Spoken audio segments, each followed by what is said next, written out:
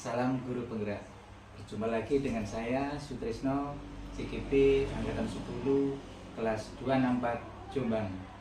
Pada kesempatan kali ini saya akan melakukan aksi nyata, yaitu coaching dalam supervisi akademik bersama rekan sejawat saya, Ibu Oni. Selamat pagi Bu Oni, bagaimana kabarnya? Selamat pagi Pak, alhamdulillah. Ya, pada hari ini kita akan melakukan percakapan observasi Bu ya. Sebelum nanti saya akan mengamati pembelajaran panjenengan di dalam kelas. Nah, tujuan praobservasi ini adalah untuk mengetahui, mengevaluasi proses pembelajaran yang akan Ibu Oni lakukan di dalam kelas. Nah, mengapa hari ini melakukan percakapan praobservasi? Karena saya berharap dengan adanya kegiatan ini, Bu Oni nanti bisa mempersiapkan awal yang lebih baik untuk melakukan pembelajaran yang lebih baik lagi di dalam kelas nanti. Nah, juga bisa mengkondisikan kelas nanti bagaimana bisa memberikan pembelajaran yang lebih bermakna bagi murid-murid. Nah, ini nanti ada beberapa pertanyaan yang saya ajukan kepada panjenengan. Yang pertama, pertanyaan saya berkaitan atau berhubungan dengan apa tujuan pembelajaran Bu Oni nanti.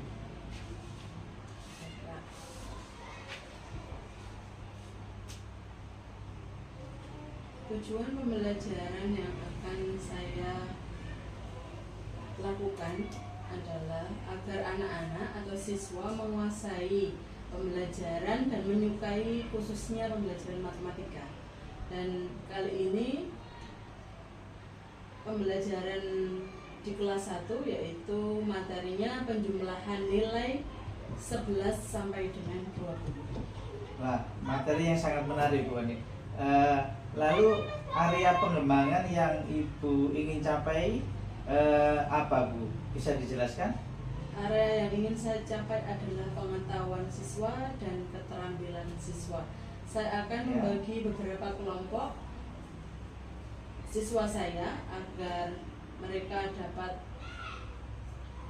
berkompetisi kelompok antara kelompok 1, 2 dan seterusnya nanti mengenai kecepatannya, ketepatan dalam menjawab dan kekompakan kelompok antar mereka. kelompok. Mungkin bisa dijelaskan mengenai strategi, metode maupun media yang akan Bu Ani rencanakan dalam pembelajaran nanti Bu? Strategi yang saya kembangkan di sini adalah PBL atau Project Based Learning, dan metodenya saya menggunakan metode diskusi kelompok, simulasi dan ceramah. Dan saya nanti akan menggunakan LKPD atau media yang akan saya gunakan adalah diantaranya LKPD, gambar dan contoh yang ada di papan tulis. Oh begitu ya Bu ya. Kira-kira kapan ini Bu Oni akan melaksanakan pembelajaran ini? Hari ini bisa. Hari ini ya? Iya. Anak-anak sudah siap juga ya? Siap. Ya, baiklah. Saya ingin Ibu nanti praktik pembelajarannya fokus pada kegiatan diskusi kelompok. Saya ingin tahu sejauh mana pembelajaran anak-anak di mata pelajaran matematika dalam rangka berdiskusi kelompok nanti. Dari percakapan kita ini, apa hal yang Ibu harapkan? Kira-kira yang Ibu dapatkan apa? Yang saya dapatkan adalah saya mempunyai gambaran tentang proses bagaimana nanti saya melakukan proses pembelajaran di kelas, bagaimana nanti saya menggunakan metode-metode di dalam kelas dan penggunaan media tentunya. Oh, begitu ya Bu ya. Baik Bu Ani, untuk bisa mengobservasi pembelajaran nanti atau bisa menjadi bahan untuk bisa merefleksi pembelajaran panjenengan nanti, Ibu bisa menggunakan format yang sudah saya berikan. Mudah-mudahan nanti observasi pembelajaran di kelas akan bisa berlangsung dengan lancar tanpa kendala apa-apa Bu. Ya, terima kasih Bu. Silakan untuk persiapan observasi di kelas nanti. Baik, terima kasih Pak. Oke, sama-sama Bu.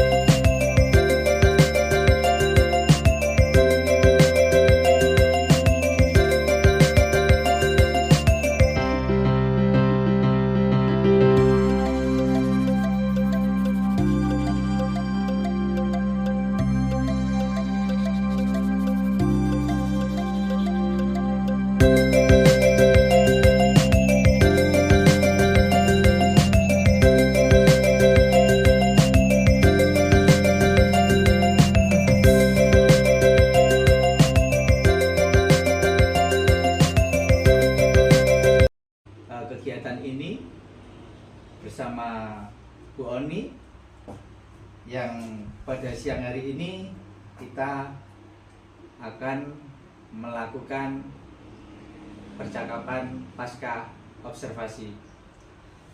Selamat siang Bu Oni, bagaimana, masih semangat panas-panas begini? Selamat siang Pak, alhamdulillah masih semangat. Oke, Bu Oni, pada kesempatan kali ini saya ingin mengajak Bu Oni untuk mengevaluasi, merefleksi hasil kegiatan observasi pembelajaran di kelas tadi.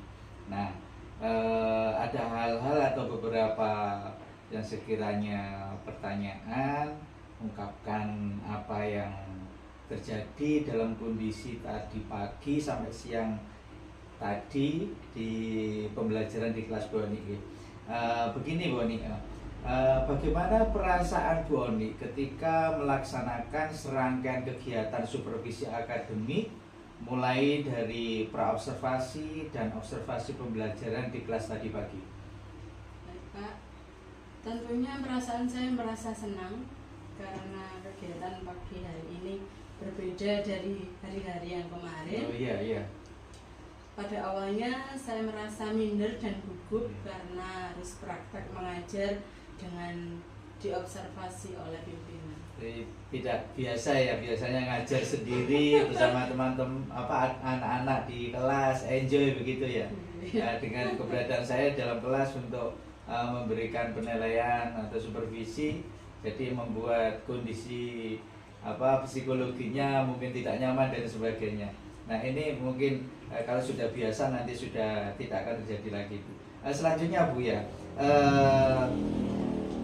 adakah kelebihan dan kekurangan Bu Oni tadi dalam pelaksanaan pembelajaran?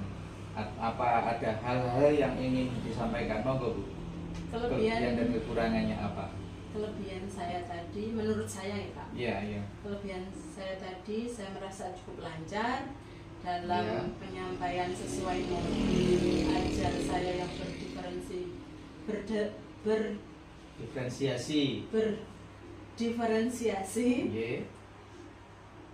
baik dalam strategi, metode, dan medianya yang saya gunakan. Dan ada beberapa hal yang kurang sempurna. Kekurangannya yaitu anak-anak itu merasa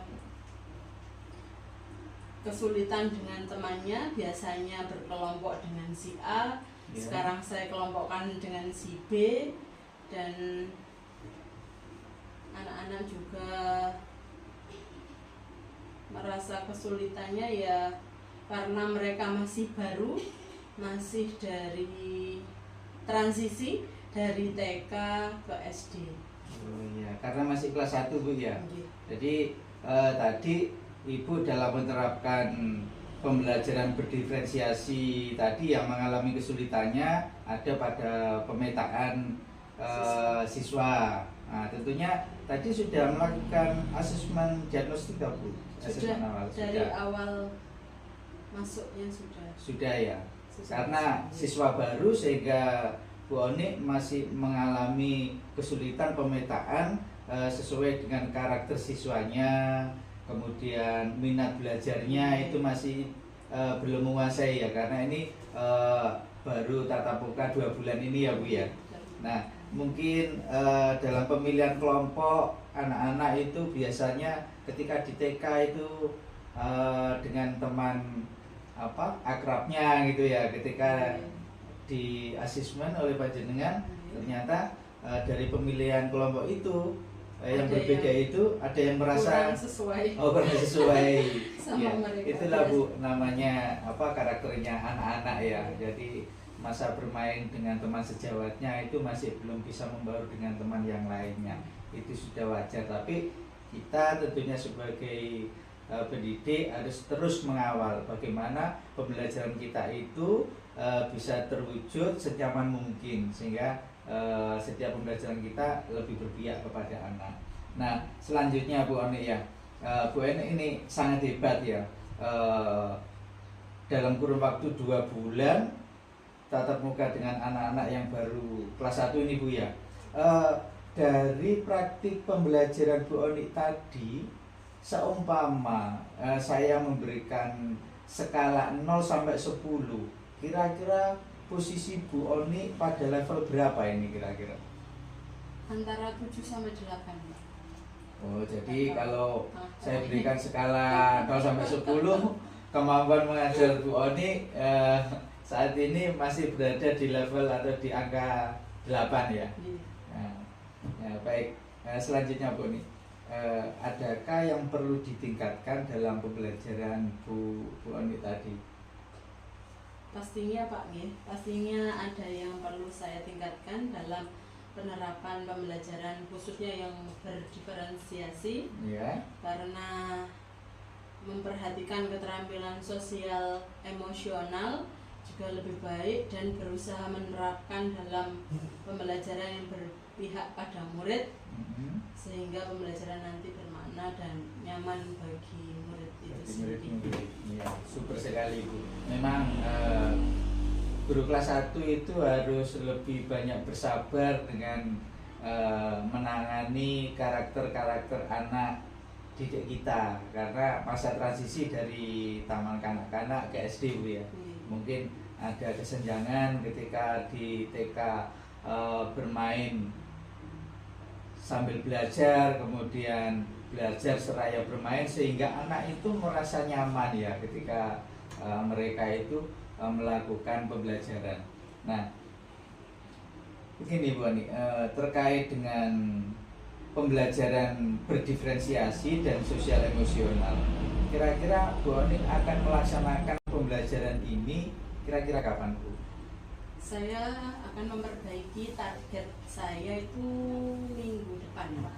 Minggu depan sudah bisa saya lakukan untuk target pembelajaran yang lebih baik. Oh begitu ya Bu ya.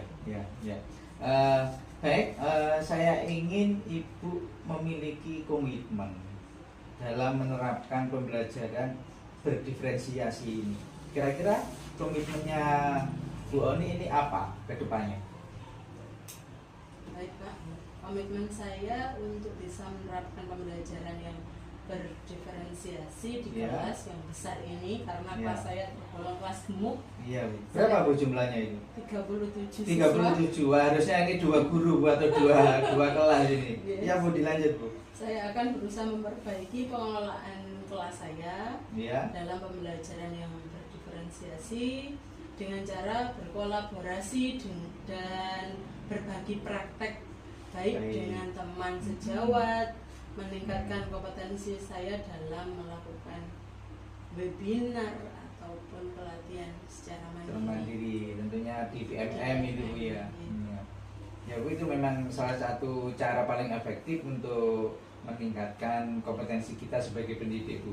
Nah, selanjutnya Bu, baik Bu Ani, setelah pertemuan kita ini, apa harapan Ibu ke depan setelah melakukan percakapan pasca observasi ini? Setelah percakapan ini, saya dapat meningkatkan kompetensi saya, Ya. menerapkan pembelajaran yang berdiferensiasi dengan benar, serta menantinya dapat menerapkan strategi, metode, dan media pembelajaran dengan tepat sehingga mampu mencapai tujuan pembelajaran yang sebaiknya. Berarti Ibu Ani ini setelah merefleksi diri dari hasil pembelajaran tadi, masih ada hal yang kurang itu ya, dan perlu ditingkatkan kompetensinya dalam hal ini pemilihan strategi maupun metode pembelajaran, kemudian pemanfaatan media pembelajarannya itu yang efektif seperti apa, sehingga anak itu bisa belajar dengan senang, dengan nyaman, sehingga target tujuan pembelajaran kita itu bisa tercapai gitu ya. Baik, terima kasih Bu Ani ya atas waktu yang diberikan dalam melaksanakan coaching dan supervisi akademik ini. Semoga ke depan tugas-tugas kita dalam mengajar akan semakin lebih baik. Baik Pak, terima kasih atas umpan baliknya dan Ya, semua Bu. pengetahuan dan pengalaman yang diberikan kepada saya. Semoga akan bermanfaat untuk kita semua dalam meningkatkan kualitas pendidikan yang lebih baik. Ya Bu, sama-sama Bu Ani. Demikian percakapan pasca observasi kami yang kami lakukan. Mohon maaf atas segala kekurangan. Wassalamualaikum warahmatullahi wabarakatuh. Terima kasih Bu Ani.